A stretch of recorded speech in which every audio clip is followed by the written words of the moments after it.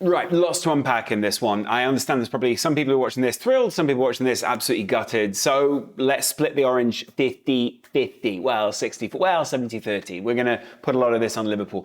Welcome back to Laurence McKenna Chance. Good to have you guys. Obviously not on the back of this result for me, but Man City were imperious against Liverpool today. They absolutely dragged them all over the place and really didn't get out of second or even third gear. It didn't look particularly tricky for City, though I kind of don't think that is the point with City. They never do look like they're trying that hard unless it's a particularly hard game. And that's kind of my point here. Previous years, previous games, City have looked like they're trying against Liverpool. It's looked like, hey, something is actually being challenged here for City. This is one of the first games in recent years, since probably the last 4 goals at the Etihad, which was the 4-0 to City, that I thought that it looked like a more even, at least, matchup than this game. And this was the first match where you think, yeah, it didn't really look that way, to be honest. And there's a lot of reasons why. I mean, even though Liverpool came out early and Mo Salah got that goal, Liverpool was sitting incredibly deep and obviously allowing City a lot of possession, right? And as good as that is, that can't be the only game plan. That has to be switched up. There has to be smart phases of play. Liverpool never really looked smart in this game. And even though Mo Salah's finish was smart, it was next level, there was always a belief that maybe Liverpool were basically sitting on, oh, can we come and snatch something here? And as annoyed as I am at Pep Guardiola's, weird celebration, shaking Artemello's hands, getting in Tsimikas' face, I just get it. Like, this mattered more to City today, and it should have mattered more to Liverpool. It should have been a different result. Here's the thing. There were players out there that were running, there were players out there that were frustrated, there were players out there that were just shaking their heads and knew that there was an issue here. But Liverpool just didn't look prepared for this game. They didn't look like they were properly up for it. They didn't look like they believed that they could actually win this one. And that's for the first time in quite a while for this Liverpool side. Now, at the same time, there are also a series of really poor performances for Liverpool. I didn't think that the central midfield was controlled well. There were times where Fabinho made himself people aware that he was there. But outside of that, I think actually there are a lot of times where he was caught out of position. He was either caught too high up the field or too deep down the field or too deep in the box. And Liverpool's second half, the start of it, was what killed the game for them. Sure, they were still in it at 1-1, and you could say City were always the favourites, but there were so many issues with the compactness of the defence, whether they were too high up the pitch, whether they were too deep in the pitch, and there was no smartness in there. Liverpool weren't playing smart, and I think part of the problem with that is that Liverpool are trying to play a new system right now. They are trying to play something they're not used to. The gamble from Klopp here was that they played a slightly different formation to what maybe they would have played Pep Guardiola with in previous years, probably because they knew that they didn't have the personnel to play that 3-man midfield in the way they would want to, and the gamble didn't pay off in the end. Initially, you think, oh, well, maybe this can work, but the longer that you gamble, the more times you roll the dice, the more times you flip your cards, the more you will basically, the house wins. And City were the house in this case, because City are the imperious, well put together, well coached, granted, transitional side who did not have Haaland and did not have Foden, but look at the quality that they bring in. Liverpool haven't brought in that quality in quite some time, and as much as I'd love to say that I, back Liverpool's transfer policy, which for quite a while I've tried to, at this point, you're basically seeing why Liverpool fans were so angry. And of course, at the time, there were a lot of good performances that countered that. And of course, last season was a completely different situation, but this year, I think Liverpool have been found out, not only in terms of coaching, not only in terms of trying to transition, and this is the thing with Liverpool right now, right? Because I can go through all the other Man City games, all the other Man City goals. Second goal, Liverpool still believed, because it was like, well, that was sloppy, but silly, right? But both their centre-backs were caught out. And that was kind of critical. It also became a lot more of an open game because City basically went, okay, you come at us. Third goal, but that's where the belief went, because it was basically pass back, pass it in, pass back, pass it in. And multiple times, Trent didn't have the help, Konate didn't have the help, Van Dijk was pulled over to that side because they were just focusing on Trent like they did in previous games. And as soon as Liverpool basically conceded that third, it was a loss. I know they went down the other end and there was opportunity. Some people say, oh, there wasn't. Bro, it's just, this Liverpool side at the moment are so low on belief that it is so up and down. Klopp was asked pre-match, by, I think, Des Kelly on BT Sport. He basically said, has it been a roller coaster for you this season? He said, a roller coaster is enjoyable. And you can already see that Klopp's head has sort of turned to the next transfer window. He's talking about they're working hard over the next 2 months. They're trying to bring all these people. You can tell that there's kind of subtle hints that Liverpool are trying things, that they're trying to show that there's something better coming. But that lack of belief in the current squad is what damaged the game today, and also possibly what damages trying to make big signings. Now, let me just talk about Jude Bellingham just for 1 second, all right? Jude Bellingham, I'm resigned to the fact that Jude Bellingham has probably gone to Man City at this point. I think for a while behind the scenes, they've been underestimating Man City in terms of the journalism and the coverage because Man City don't get the clicks. Saying Jude Bellingham goes to Man City is not a clickable story. Saying he goes to Liverpool, highly clickable, much bigger global fan base, all those kind of things. Saying he goes to Real Madrid, exactly the same. It's misleading. That's what journalism does to you. It's what bad journalism does to you, by the way. Now, I'm not saying that I don't think Liverpool were in with a very good chance at one point. But with results like this, with the fact they aren't showing that they're managing their squad well, they're not putting themselves even second to Man City in the Premier League in terms of where Jude would go. If I was Jude Bellingham, I'd be looking at Arsenal, Chelsea, so many other sides ahead of Liverpool right now. But I'd be looking at City above all of them. Now, the reason why maybe Jude Bellingham might not go to City is because, similar to the way that Kevin Durant in the NBA, stay with me, basically he left Oklahoma City, which were a team that basically they just missed out on a title, right? And he left them and he went to Golden State Warriors. Now, all of you will know who Steph Curry is in the Golden State Warriors. But what Kevin Durant always got was, this isn't your team. Now, this probably will be Jude Bellingham's team. But within that, there were always accusations, even though KD was a great player, even though there was loads of people that he loved. First of all, Golden State never loved him like other teams could have loved him, like other teams would love him. And he's sort of ruined that for the rest of his career there. No one else loves KD in the same way. But secondly, people said you went there for easy wins. And it kind of stuck with him because he got the rings that he needed or the titles that he needed, but he never got the adulation. He never got the credit that maybe he wanted. So I think he does go to City at this point. But I think narrative-wise, kind of stinks.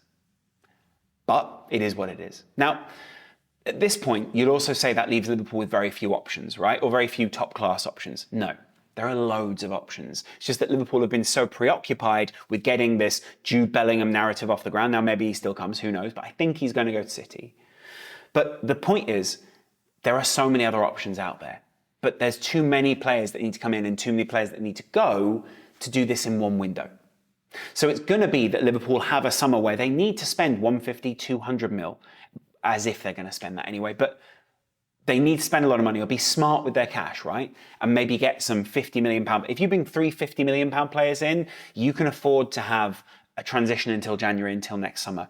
But there's going to be a point where we start to say, how much are Liverpool dropping away? Can Liverpool afford to drop behind a pack of 6 teams ahead of them who are better or are better coached or have a better idea, all these kind of things? Because I get it, like I know where Jurgen Klopp is trying to go with this. I believe in what he is trying to achieve. But the belief in what he is actually doing right now and the application and the practicality of that is hard to stay with as fans.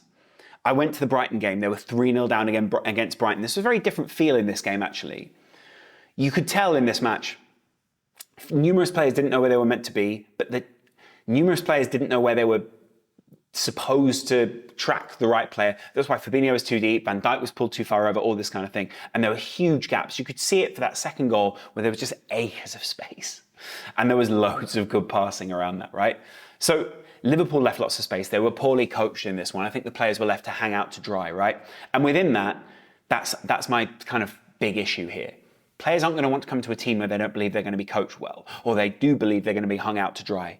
At the moment, Virgil van Dijk, Konate, even Henderson and Fabinho were hung out to dry because they didn't know where they were meant to be. The roles that they had to do were too big, and they were caught in no man's land time after time after time. Do you think Jude Bellingham wants that? Do you think other players want that? Do you think players, I know players are going to want to come to Liverpool for maybe cash or all these kind of things, but it's not the same thing. Now, there will be good moments for Liverpool, but you lose out on some of those good moments if you lose someone like Alisson, if you lose someone like Konate, if you lose these top players that go, if I'm playing in another system, I'm getting absolutely praised in every game. I'm not getting absolutely hounded in every game. I am the man at another side. I'm not the guy who has to, basically take the blame for all of this. Now, people are also going to hang things on Trent because they'll go, oh, is he running? Is he? No, at the moment, I don't see him running all that much, but I also don't see all that much support for him either. So let's not hang this on one guy. Andy Robertson clearly trying. Trent running around frustrated, too late.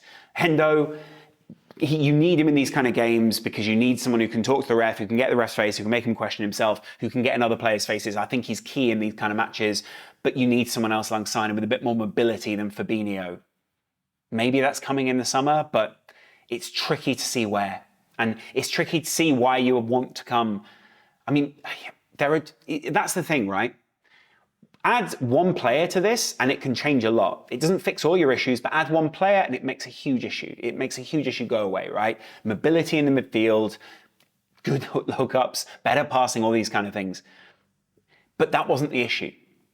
If good players who want to have good hookups, they want to go to a team with a good ethos, they want to go to a team that is well coached, all these kind of things. That's not Liverpool right now.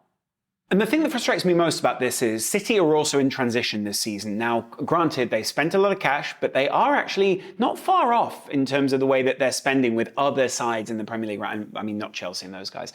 So their early spending really put them further ahead of everyone else, and there's a whole other reason. I'm not going to get into their spending, but the point is they're in a transitional season this season. And within that, I guess the frustration is they recovered that. They didn't just give up that. They didn't just go, hey, you know what, we're in a transitional season, next season's ours. They're still chasing Arsenal down. Now, granted, they have a very deep squad. They have a very good set of players, and they're differently coached to the way that Liverpool are coached, and very different transitional in terms of the tactics. But they've forced it. They've made it click.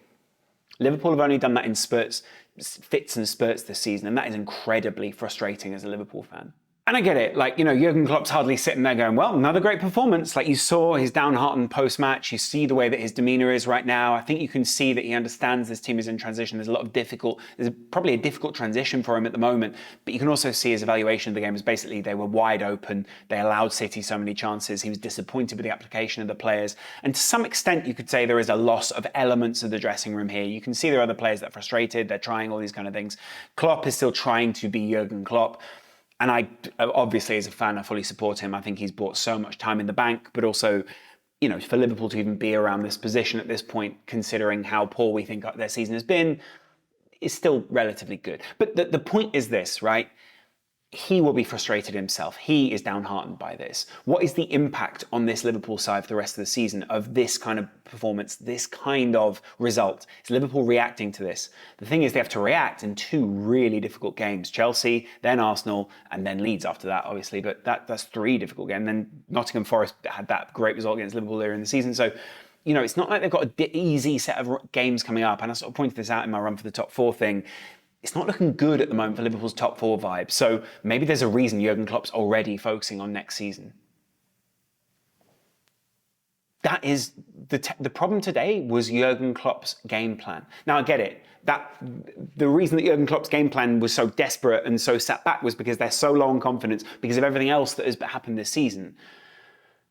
But within that, how are you meant to survive as a Liverpool player? How are you meant to thrive as a Liverpool player if you're being hung out to dry multiple times? If you're frustrated with the players around you, if you're shaking your head every time you make a pass, if you don't know where another teammate is meant to be, if Hakpo is laying a ball off and then there isn't another player there, if Jota looks isolated because other players don't know how they're meant to hook up with him, we can blame Jota and say, hey, you've not scored a goal in 30 games. He's been isolated for so many of those games. He's not known where he's meant to be. He's been busy supporting other players trying to get goals in those games. When Nunez came on, when the substitutes came on, Nunez, Firmino, I think even Milner, you could even say, Oxlade-Chamberlain, none of them had an impact on the game because the team didn't know what they were doing, because they weren't a cohesive unit.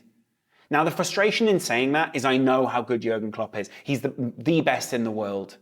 But you've got to make fair criticisms at some point. I can't sit here on a video and say, oh yeah, everything's absolutely fine. We'll be fine next season. Don't worry about it. Because I do believe Liverpool will improve next season, but I also know there's huge frustration within the squad. I do know that Pep Guardiola frustrated Liverpool today, and I know how easy he played and basically toyed with Liverpool until he threw them away. Now, Liverpool landed a punch, and that's great. But that's not a blueprint for other teams. City are just marching through sides right now. The weird thing was, I do think the coverage is a little bit weird. The coverage is like as if Liverpool should be ashamed of this result. Now, there should be shame around this, but it's not as if they were at home and lost 7-0 when they were expecting to win. Sure, it's petty, but you still get what I'm saying, right? Like, it's happening to a lot of big sides this season where if you're beaten, you're beaten. If you lose your head, you lose it.